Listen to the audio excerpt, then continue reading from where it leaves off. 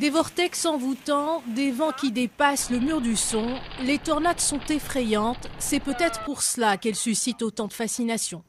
Beaucoup en ont fait leur hobby, certains même leur métier. C'est le cas de Josh qui passe le plus clair de ses printemps à chasser ces forces de la nature. Je crois que la chasse aux tempêtes est géniale. Les gens sortent pour apprécier la nature, comme c'est le cas pour les randonneurs et les alpinistes. Il y a plusieurs façons d'apprécier la nature. La chasse permet aux gens de découvrir une partie très excitante, très intéressante de la nature.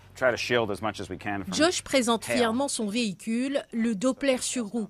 Un tout-terrain équipé d'un radar que le gouvernement a financé pour lui permettre d'étudier les tornades de près. Mais pas de trop près, car les tornades peuvent être meurtrières. Chaque année, 90 personnes en sont victimes aux États-Unis. Maurice Wiseman en est conscient, mais les tourbillons, c'est sa passion. Une passion qu'il partage avec des milliers d'Américains. Il existe même une série télévisée dédiée au phénomène. C'est dangereux, il n'y a aucun autre terme pour les décrire. Il y a beaucoup trop d'amateurs qui ne savent pas vraiment ce qu'ils font. La tempête qui a frappé l'Oklahoma début juin a fait des centaines de sans-abri et une quarantaine de morts, dont le chasseur d'orage Tim Samaras, son fils et un collègue. La mort de Tim et de son fils m'a beaucoup touché. J'emmenais ma fille chasser les tornades. Alors on a beaucoup réfléchi après sa mort. On s'est dit, cela aurait pu être nous.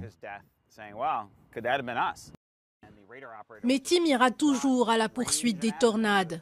La mort de ses collègues l'a en fait rendu plus conscient de l'importance de ses recherches. Pour lui, c'est en allant au plus près des tornades qu'on arrivera un jour à percer leur mystère.